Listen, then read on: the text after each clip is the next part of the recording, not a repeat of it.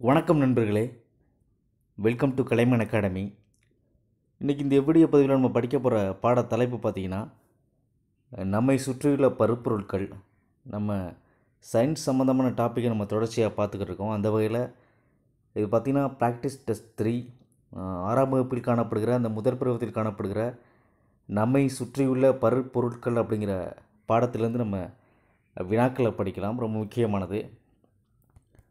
First question பார்க்கலாம்.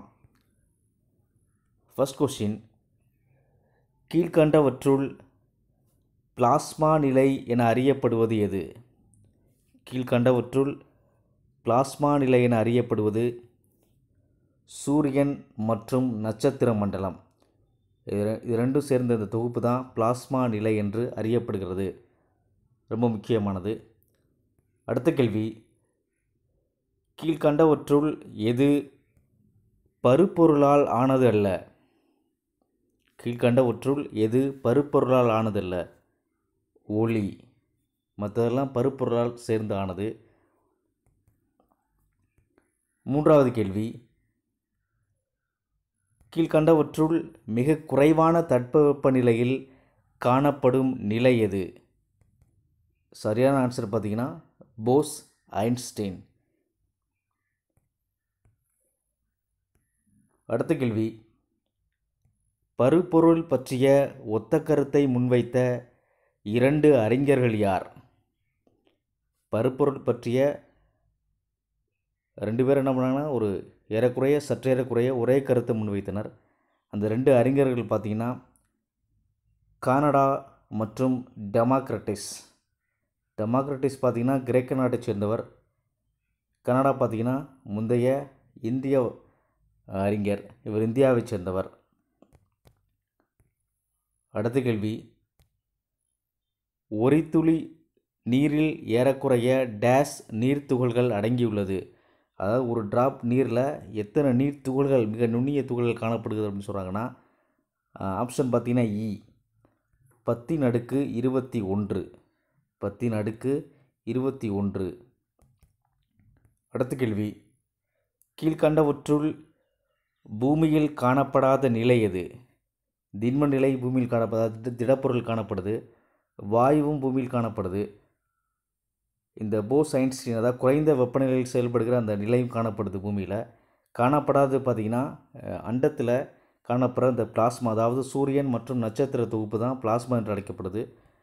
Plasma பார்த்திங்கன்னா பூமியில் காணப்படாதது ஒன்று.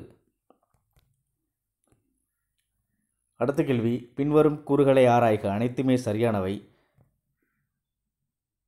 ஃபஸ்ட் கூறு பாருங்கள், அணுக்கள் அல்லது மூலக்கூறுகள் பருப்பொருளின் மிகச்சிறிய துகள்களாகும். சரியான கூற்று. அடுத்த கூற்று, நாம் சுவாசிக்கும் காற்றும் ஒரு பருப்பொருளாகும். இந்த கூற்றும் சரியானது. அடுத்த கூற்று பாருங்கள், திட திரவ வாயு நிலைகளை தவிர்த்து பிளாஸ்மா மற்றும் போஸ் ஐன்ஸ்டீன் சுருக்கம் போன்ற நிலைகளும் காணப்படுகிறது. அனைத்து கூறுகளும் சரியானவை. அடுத்த கேள்வி, பருப்பொருளின் துகள்களுக்கிடையே காணப்படும் விசை. பருப்பொருளின் துகள்களுக்கிடையே காணப்படும் விசை பார்த்தீங்கன்னா ஈர்ப்பு விசை. ஆப்ஷன் ஏனா தான் சரியான ஆன்சர். அடுத்த கேள்வி, கீழ்கண்டவற்றுள் எளிதில் பாயும் தன்மை கொண்டது எது? கீழ்கண்டவற்றுள் எளிதில் பாயும் தன்மை கொண்டது எது? வாயு. திரவம் பார்த்திங்கன்னா எளிதில் ஒரு இடத்துலேருந்து மற்றொரு இடத்துக்கு பாயும். ஆனால் திரவத்தை விட வாயு பார்த்திங்கன்னா மிக அதிக அளவில் வேகமாக பாயும் தன்மை கொண்டது, பரவும் தன்மை கொண்டது. அடுத்த கேள்வி, கீழ்கண்டவற்றுள் புவியீர்ப்பு விளைவால் பாதிக்கப்படாதது எது? திடப்பொருள் பார்த்திங்கன்னா புவியீர்ப்பு விசையால் கீழே விழுந்துடும். திரவமும் பாதிக்கப்படும், பனிக்கட்டியும் பாதிக்கப்படும். வாயு பார்த்திங்கன்னா புவியீர்ப்பு விசையால் அல்லது புவியீர்ப்பு விளைவால் பாதிக்கப்படாது, வாயு.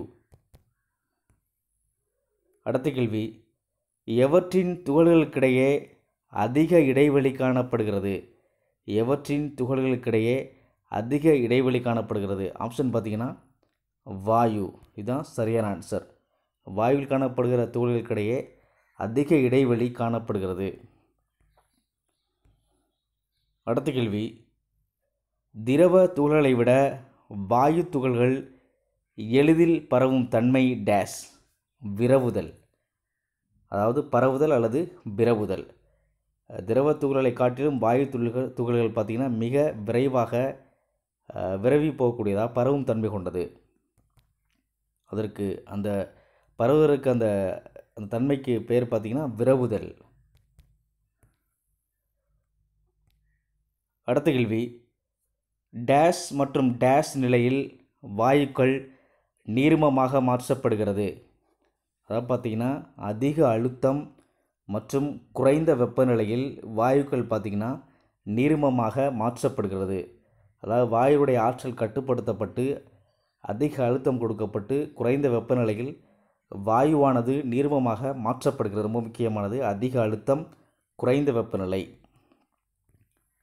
அடுத்த கேள்வி, பின்வரும் கூறுகளை ஆராய்க, அனைத்துமே சரியானவை. வாயுவானது திண்ம மற்றும் திரவப் பொருட்களை காட்டிலும் அதிக அழுத்தத்திற்கு உட்படும். ரொம்ப முக்கியமான கூற்று. வாயு பார்த்திங்கன்னா இது ரெண்டையும் கம்பேர் பண்ணும்போது அதிக அழுத்தத்திற்கு உட்படும். சரியான கூற்று. அடுத்த கூற்று, கடந்த காலங்களில் கண்ணாடி வலிந்து ஓடக்கூடிய நீர்மமாக இருந்தது. அதாவது முந்தைய காலங்களில் சுமார் 100-150 வருஷத்துக்கு முன்னாடி பார்த்திங்கன்னா நம்ம வீட்டு ஜன்னலில் காணப்படுகிற அந்த கண்ணாடி பார்த்திங்கன்னா ஒரு வலிந்து ஓடக்கூடிய, அதாவது ஒரு குறிப்பிட்ட டெம்பரேச்சருக்கு அப்புறம் தாண்டினா அதாவது வலிந்து நீர்மமாக வலிந்து ஓடக்கூடிய வகையில் தான் அந்த கண்ணாடி அமைச்சிருந்தாங்க. இந்த கூற்று உண்மை புத்தகத்தில் காணப்படுது, உண்மையான கூற்று. அடுத்த கூற்று, இயற்பியல் நிலை அடிப்படையில் பருப்பொருட்களை திண்ம, அதாவது திட, திரவ, வாயு என 3 வகைகளாக பிரிக்கலாம். சரியான கூற்று. அடுத்த கூற்று, திரவமானது கொள்கலனில் வடிவத்தை பெறுகிறது. திரவத்தை பார்த்திங்கன்னா சும்மா தரையில் கிடக்கும்போது அதனுடைய திரவத்துக்கான வடிவம் கிடையாது. அதுவே ஒரு டம்ளர்லையோ அல்லது அதாவது குடுவையிலே ஊற்றி வச்சா அது அதற்கான அந்த வடிவத்தை பெறுகிறது. அனைத்து கூறுகளும் சரியானவை. அடுத்த கேள்வி, கனமான பொருட்களில் இருந்து லேசான பொருட்களை பிரித்தெடுக்கும் முறை. சரியானது பார்த்திங்கன்னா தூற்றுதல். நெல்லை பார்த்திங்கன்னா நெல்லை அந்த அடிச்சுட்டு அதுக்கப்புறம் தூட்டுவாங்க காற்றடிக்கும் போது. அதில் நெல் கொஞ்சம் கனமான பொருள், அதில் காணப்படுகிற அந்த தூசி பார்த்திங்கன்னா காற்றுல பறந்து போயிடும். ஸோ அதான் தூட்டுதல் முறையில் அந்த நெல் பிரித்தெடுக்கப்படுது. அடுத்த கேள்வி, தங்கத்தின் தூய்மையை அறிய பயன்படும் அலகு. தங்கத்தின் தூய்மை தன்மையை அறிய பயன்படும் அலகு பார்த்திங்கன்னா கேரட். இதுதான் சரியான ஆன்சர், ஆப்ஷன் இஎன்னா.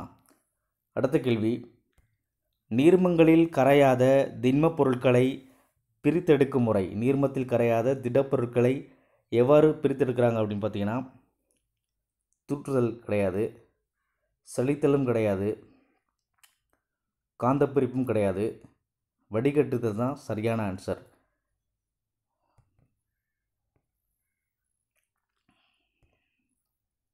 அடுத்த கேள்வி, கீழ்கண்டவற்றுள் தூய்மையான தங்கம் என்று அழைக்கப்படுவது எது? 24 கேரட். இந்த தங்கம் தான் மிக தூய்மையான தங்கம் என்று அறியப்படுகிறது. அடுத்த கேள்வி, பின்வரும் கூறுகளை ஆராய்க. தூய பொருட்கள் தனிமங்களாகவோ அல்லது சேர்மங்களாகவோ இருக்கலாம். சரியான கூற்று. தூய பொருட்கள், அதாவது பருப்பொருளை பார்த்திங்கன்னா ரெண்டாக பிரிக்கிறாங்க. ஒன்று தூய பொருட்கள், மற்றொரு பார்த்திங்கன்னா கலவைகள் அப்படின்னு பிரிக்கிறாங்க. தூய பொருட்களை மேற்கொண்டு என்ன பண்ணுறாங்கன்னா சேர்மம் தனிமம் அப்படி சொல்லிட்டு மேலும் 2 பிரிவுகளாக பிரிக்கிறாங்க. அதே இந்த கலவையை பார்த்திங்கன்னா ஒருபடித்தான கலவை மற்றும் பலபடித்தான கலவை என்று மேற்கொண்டு 2 அந்த வகைகளாக பிரிக்கிறாங்க. அதை பற்றி நம்ம 7ஆம் வகுப்பு 8ஆம் வகுப்பில் நம்ம படிக்கலாம். அதில் என்ன சொல்கிறாங்கன்னா தூய பொருட்கள் தனிமங்களாகவோ அல்லது சேர்மங்களாகவோ இருக்கலாம் அப்படி சொல்கிறாங்க. இந்த கூற்றும் சரியானது. அடுத்த கூற்று, ஒரு மூலக்கூறு என்பது 2 அல்லது அதற்கு மேற்பட்ட அணுக்களின் சேர்க்கையாகும். இந்த கூற்று சரியானது, ரொம்ப கவனமாக படிங்க. ஒரு மூலக்கூறு என்பது 2 அல்லது அதற்கு மேற்பட்ட அணுக்களின் சேர்க்கை. சரியான கூற்று. அடுத்த கூற்று, 2 அல்லது அதற்கு மேற்பட்ட தனிமங்கள் இணையும் வேதியியல் சேர்க்கை சேர்மம் என்று அழைக்கப்படுகிறது. அனைத்து கூறுகளும் சரியானவை. அடுத்த கேள்வி, சோடாவில் காணப்படும் 2 சேர்மங்கள் எவை? சோடாவில் காணப்படும் 2 சேர்மங்கள். இதுக்கு சரியான ஆன்சர் பார்த்தீங்கன்னா ஆப்ஷன் இ, நீர் மற்றும் கார்பன் டை ஆக்சைடு. அடுத்த கேள்வி, 22 கேரட் தங்கத்தில் காணப்படும் தனிமங்கள் எவை? 24 கேரட் தான் தூய்மையான தங்கம். இதை நம்ம ஆபரணமாக செய்ய இயலாது, உடஞ்சிரும். அதனால் என்ன பண்ணுறாங்கன்னா, சில மற்றொரு தனிமங்களை சேர்த்து சேர்மமாக என்ன பண்ணுறாங்கன்னா நகையெல்லாம் தயாரிக்கிறாங்க. ஸோ அதான் நம்ம 22 கேரட் அப்படின்னு சொல்கிறோம். அந்த 22 கேரட் தங்கத்தில் காணப்படுகிற மற்ற பிற அந்த கலவையில் காணப்படுகிற தனிமங்கள் பார்த்திங்கன்னா, ஃபஸ்ட்டு பார்த்திங்கன்னா இதுக்கு சரியான ஆன்சர் பார்த்திங்கன்னா ஆவண்ணா. தாமிரம் கொஞ்சம் கலக்கிறாங்க கடினத்தன்மையை கூட்டுறதுக்காக. தங்கம் ஏற்கனவே இருக்குது, அதோடு சேர்த்து காட்மியம் போன்ற கலவைகளை கலக்கிறாங்க. ஆப்ஷன் ஆவண்ணா தான் சரியான ஆன்சர். தாமிரம், தங்கம் மற்றும் காட்மியம். அடுத்த கேள்வி, துணி துவைக்கும் இயந்திரம் எந்த தத்துவத்தின் அடிப்படையில் செயல்படுகிறது? துணி துவைக்கும் இயந்திரம் எந்த தத்துவத்தின் அடிப்படையில் செயல்படுகிறது? மைய விலக்கு முறை அல்லது மைய விலக்கு தத்துவத்தின் அடிப்படையில் துணி துவைக்கும் இயந்திரம் செயல்படுகிறது. அடுத்த கேள்வி, படிய வைத்தல் நிகழ்விற்கு மற்றொரு பெயர். அதாவது ஒரு அழுக்கான நீரில் மண் காணப்பட்டால் அந்த மண்ணையும் நீரையும் எப்படி பிரித்தெடுப்பாங்கன்னா, கொஞ்ச நேரம் என்ன பண்ணுவாங்கன்னா அந்த நீரை ஒரு குடுவையில் ஊற்றி என்ன பண்ணுவாங்கன்னா கொஞ்ச நேரம் வெயிட் பண்ணுவாங்க. ஸோ அப்போ அந்த குறிப்பிட்ட கால இடைவெளியில் மண்ணானது என்னன்னா ஆட்டோமேட்டிக்காக போய் படிஞ்சிரும். அதுக்கு பிறகு என்ன சொல்லுவாங்கன்னா வண்டல் அப்படின்னு சொல்லுவாங்க. அப்படின்னா படிய வைத்தல் அப்படிங்கிற நிகழ்விற்கு மற்றொரு பெயர் வண்டலாக்குதல். அடுத்த கேள்வி, நீர் சுத்திகரிப்பான் இயந்திரத்தில் பயன்படும் முறை. நீர் சுத்திகரிப்பான் இயந்திரத்தில் பயன்படும் முறை. இதுக்கு சரியான ஆன்சர் பார்த்திங்கன்னா இஎன்ஆ, எதிர் சவுடு பரவல். ஆர்ஓ சிஸ்டம் அப்படின்னு சொல்லுவாங்க, ரிவர்ஸ் ஆஸ்மோசிஸ். அடுத்த கேள்வி, வணிக ரீதியான நீர் வடிகட்டிகளில் நுண்கிருமிகளை கொல்ல இந்தியில் வரும், கொல்ல பயன்படுவது டேஷ். எந்த கதிர்களை பயன்படுத்தி அந்த நுண்கிருமிகளை கொள்கிறாங்கன்னா புற ஊதா கதிர்கள். அடுத்த கேள்வி, பின்வரும் கூறுகளை ஆராய்க, அனைத்துமே சரியானவை. ஒரு கலவை என்பது ஒன்றுக்கு மேற்பட்ட ஒரே தன்மை கொண்ட தூய்மையற்ற பொருளாகும். சரியான கூற்று. அடுத்த கூற்று, கலவையின் பகுதி பொருட்கள் எந்த விகிதத்திலும் கலக்கப்பட்டிருக்கும். அதாவது கலவையில் காணப்படுகிற மற்ற பிற பகுதி பொருட்கள் ஒன்று கூடவோ மற்றொன்று குறைத்தோ அந்த மாதிரி விகிதத்தின் அடிப்படையில் கலந்து காணப்படும் அப்படின்னு சொல்கிறாங்க. அடுத்த கூற்று, கலவையில் அடங்கியுள்ள பொருட்களின் பண்புகளை பொறுத்தே அதை எப்படி பிரித்தெடுக்கலாம் அப்படிங்கிற முறை தெரிவு செய்யப்படுகிறது. அனைத்து கூறுகளும் சரியானவை. அடுத்த கேள்வி, டேஷ் வகையான கலவையினை வடிகட்டுதல் முறையில் பிரித்தெடுக்கலாம். வடிகட்டுதல் முறையில் பிரித்தெடுக்கலாம். திடப்பொருள் ரெண்டுமே திடப்பொருளாக இருந்தால் ரெண்டையும் வடிகட்டல் முறையில் பிரித்தெடுக்க முடியாது. திடப்பொருள் வாயு இதை ரெண்டையும் பிரித்தெடுக்க முடியாது, அதாவது வடிகட்டுதல் முறையில் பிரித்தெடுக்க முடியாது. இதுக்கு சரியான ஆன்சர் பார்த்திங்கன்னா இ, திடப்பொருள் நீர்மம் கலந்துருந்தால் அதை பார்த்திங்கன்னா வடிகட்டுதல் முறையில் ரெண்டையும் பிரித்து எடுத்துடலாம். ஆப்ஷன் இ. அடுத்த கேள்வி, தயிரிலிருந்து வெண்ணெய் பிரித்தெடுக்கும் முறை கடைதல்.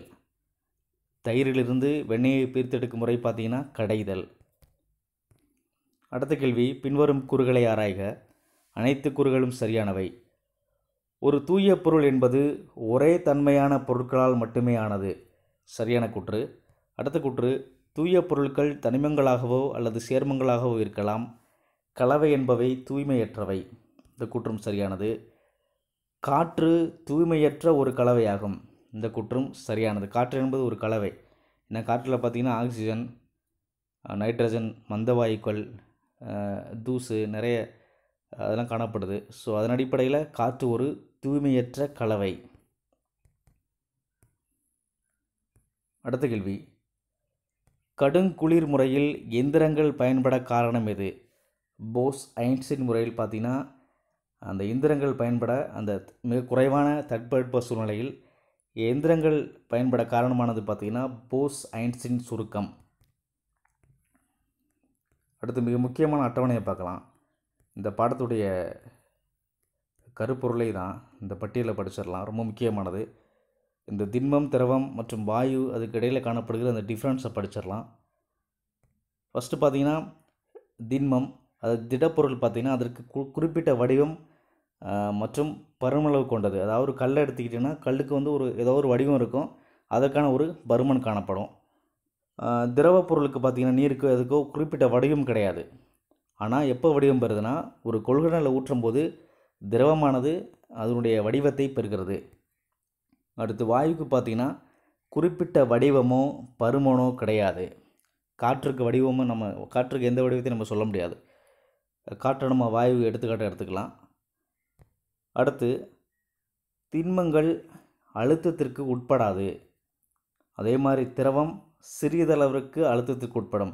இந்த திண்மத்தை கம்பேர் பண்ணும்போது திரவம் பார்த்திங்கன்னா சிறிய அளவுக்கு அழுத்தத்திற்கு உட்படும். வாயுவை பொறுத்தவரை ரெண்டையும் கம்பேர் பண்ணும்போது அதிக அளவு அழுத்தத்திற்கு உட்படும். அடுத்தது துகள்களுக்கிடையே உள்ள இடைவெளி மிகவும் குறைவு. அதாவது திடப்பொருளில் துகள்களுக்கிடையே காணப்படுகிற இடைவெளி மிக குறைவு, ரொம்ப நெருக்கமாக அமைந்திருக்கும். திரவத்தில் பார்த்திங்கன்னா இதை கம்பேர் பண்ணும்போது துகள்களுக்கிடையே உள்ள இடைவெளி கொஞ்சம் அதிகமாக இருக்கும். வாயுனுடையில் துகள்களுக்கிடையே காணப்படுகிற அந்த இடைவெளி மிக மிக அதிகமாக இருக்கும். அடுத்து திடப்பொருளில் காணப்படுகிற அந்த துகள்கள் பார்த்திங்கன்னா ஒன்றை ஒன்று ஈர்க்கிறது. அதனால தான் இடைவெளி ரொம்ப குறைவாக இருக்கும். திடப்பொருளில் அந்த காணப்படுகிற அந்த துகள்களுக்கிடையான காணப்படுகிற அந்த ஈர்ப்பு அந்த விசையானது அதிகமாக இருக்கும். ஸோ அதனால் இடைவெளி மிக குறைவாக காணப்படும். அதே மாதிரி திரவத்தில் பார்த்திங்கன்னா இந்த திடப்பொருளை கம்பேர் பண்ணும்போது இதில் ஈர்ப்பு விசை மிக குறைவு. அதே மாதிரி வாயுவில் பார்த்திங்கன்னா மிக மிக குறைவு, இதற்கு ஈர்ப்பு விசையே கிடையாது. ஈர்ப்பு விசையால் பாதிக்கப்படுவதில்லை வாயு. அடுத்து பாருங்கள், திண்மத்தின் துகள்கள் எளிதில் நகராது. ஒரு திடப்பொருள் ஏதாவது ஒரு பலமான விசை தாக்குற வரைக்கும் அது அப்படியே தான் இருக்குன்னு நகராது. திரவத்தின் துகள்கள் எளிதில் நகரும். திரவத்தின் துகள்கள் குறிப்பாக வாட்டர் எடுத்துக்கிட்டிங்கன்னா ஒரு மேட்லேருந்து கீழே ஊற்றினா அதுவாக எளிதில் நகர்ந்து கீழே போயிடும். வாயுவின் துகள் பார்த்திங்கன்னா சும்மா சாதாரணமாக அங்கங்கே என்ன பண்ணுன்னா அலைந்து காணப்படும். ரொம்ப முக்கியமான டிஃப்ரென்ஸ் இது, பார்த்து வச்சுங்க, ரொம்ப அடிப்படையான விஷயம். அடுத்து ஒரு முக்கியமான டேபிளில் படிக்க போகிறோம். இந்த பிக்சர், அதாவது நீர்மங்களில் கரையாத திண்மப் பொருட்களை நம்ம எப்படி பிரித்தெடுக்கலாம்னா வடிகட்டுதல் முறையில் பிரித்தெடுக்கலாம். அதாவது நம்ம டீ போடுறோம்ல, டீ தூளை போரான டீ தூள் என்ன பண்ணாது, கரையாது. ஸோ அதை எப்படி பிரித்தெடுக்கணும்னா வடிகட்டி கொண்டு நம்ம அந்த டீ தூளை பிரித்து அடிச்சுட்டு நம்ம டீயை தனியாக பிரித்தெடுக்கிறோம். ஸோ அதனால் நீர்மங்களில் காணப்படுகிற அந்த திடப்பொருட்களை வடிகட்டுதல் முறையில் பிரித்தெடுக்கலாம். அடுத்து பார்த்திங்கன்னா படிய வைக்கப்பட்ட திடப்பொருளை தொந்தரவு செய்யாமல் அந்த தெளிந்த நீரை பார்த்திங்கன்னா என்ன பண்ணலாம்னா தெளிய வைத்து இருத்தல். அதாவது தண்ணியில் பார்த்திங்கன்னா கொஞ்சம் ஏதாவது சுண்ணாம்பு இருந்துச்சுன்னா அந்த சுண்ணாம்பு கலந்த தண்ணியை கொஞ்சம் நேரம் குளிக்கிட்டு கொஞ்சம் நேரம் வச்சுருந்திங்கன்னா அந்த சுண்ணாம்பு கீழே படிஞ்சிடும். ஸோ அந்த தண்ணியை என்ன பண்ணால் தனியாக நம்ம இருத்தரலாம். ஸோ அதுக்கு பேர் என்ன, தெளிய வைத்து இருத்தல். அடுத்து திரவங்களில் கரையாத கனமான திடப்பொருட்களை படிய வைத்தல். இதற்கு பேர் படிய வைத்தல். திரவங்களில் கரையாது. ஸோ அந்த மாதிரி திடப்பொருட்களில் நம்ம என்ன பண்ணலாம், கொஞ்ச நேரம் வெயிட் பண்ணால் அதுவாகவே என்ன பண்ணிடும், படிஞ்சிடும். ஸோ அந்த முறையில் நம்ம என்ன பண்ணலாம்னா திரவத்தையும் இந்த திடப்பொருளையும் பிரிக்கலாம். அடுத்தது கடைதல். நீர்மங்களில் கரைந்துள்ள மிக சிறிய திடப்பொருட்களை நம்ம கடைதல் அந்த முறையில் பார்த்திங்கன்னா பிரித்தெடுக்கலாம். அதாவது பாலில் காணப்படுகிற அந்த நெய்யையும் நெய்யில் காணப்படுகிற அந்த வெண்ணெயையும் பார்த்திங்கன்னா அதாவது பாலை கம்பேர் பண்ணும்போது நெய் கொஞ்சம், பால் வந்து திரவப்பொருள், அதில் காணப்படுகிற நெய் கண்ணுக்கு தெரியாத ஒரு கொஞ்சம், பாலை கம்பேர் பண்ணும் கொஞ்சம் அது திடப்பொருள் தான், நெய்யானது கொஞ்சம் கனமாக இருக்கும். ஸோ அதை எப்படி நம்ம பிரித்தெடுக்கலாம்னா கடைதல் முறையில் நீர்மங்களில் கரைந்துள்ள மிகச்சிறிய திண்மங்களை நம்ம பிரித்தெடுக்கலாம். அடுத்து வெவ்வேறு திண்மங்களை, அதாவது ஒரு 2-3 திடப்பொருள் ஒன்றா இருந்துச்சுன்னா அதை எப்படி பிரித்தெடுக்கலாம்னா கையால் தேர்ந்தெடுத்தல். அதாவது நம்ம சாப்பிடும்போது அந்த சாப்பாட்டில் கல் கடந்தால் நம்ம என்ன பண்ணுறோம், கையால் தேர்ந்தெடுத்தல், அதாவது பொறுக்கி எடுக்கிறோம். அதுதான் அது சரியான எக்ஸாம்பிள். அடுத்து சலித்தல். வேறுபட்ட பருமன் கொண்ட 2 திடப்பொருட்களை, அதாவது 2 திடப்பொருட்கள், அதாவது மாவு இருக்குது, அதில் சில ஏதாவது கல் காணப்படுது, நம்ம என்ன பண்ணுறோம், மாவு மட்டும் என்ன பண்ணுறோம் தனியாக பிரித்து ஒரு சல்லடை கொண்டு பிரித்து எடுத்துடுறோம். மேலே காணப்படுகிற அந்த கல் வந்து மேலே உட்காந்துடுது. ஸோ சலித்தல் முறையில் வேறுபட்ட பருமன் கொண்ட திண்மங்களை நம்ம எளிதாக பிரித்தெடுக்கலாம். அடுத்து பார்த்திங்கன்னா தூற்றுதல். தூற்றுதல் பார்த்திங்கன்னா ஏற்கனவே அந்த தானியங்களை அந்த கதிரெடுத்தல் மூலம் பிரித்தெடுத்த அந்த நெல்லை என்ன பண்ணுவாங்கன்னா காற்றடிக்கும் போது தூற்றுவாங்க. அந்த தூத்துற முறையில் அதில் காணப்படுகிற உமிலாம் ஒரு பக்கம் காற்றுல பறந்து போயிடும். ஸோ நெல் ஒரே இடத்துல கிடக்கும். ஸோ அந்த முறையில் பார்த்திங்கன்னா கனமான பொருட்கள் இருந்து லேசான பொருட்களை பிரித்தெடுக்கலாம். தூற்றுதல் அதற்கு எக்ஸாம்பிள் பார்த்திங்கன்னா தூற்றுதல். அடுத்து கதிரடித்தல். அதாவது தானிய காணப்படுகிற அந்த நெல் கதிரில் காணப்படுகிற நெல்மணிகளை பார்த்திங்கன்னா என்ன பண்ணுவாங்கன்னா ஒரு கட்டையை கட்டி என்ன பண்ணுவாங்கன்னா ஒரு உலக்கையில் அடிப்பாங்க. ஸோ அந்த முறையில் கதிரானது கீழே விழுகும். அதை என்ன சொல்கிறாங்கன்னா போரடித்தல் அல்லது கதிரடித்தல் அப்படின்னு சொல்கிறாங்க. காந்த பிரிப்பு, அதாவது காந்தத்தன்மை உள்ள ஒரு பொருளிலிருந்து காந்தத்தன்மையற்ற பொருளை பார்த்திங்கன்னா காந்த பிரிப்பு முறையில் என்ன பண்ணுறாங்கன்னா பிரித்து எடுக்கிறாங்க. தேங்க்ஸ் ஃபார் வாட்சிங் நண்பர்களே. நன்றி, வணக்கம்.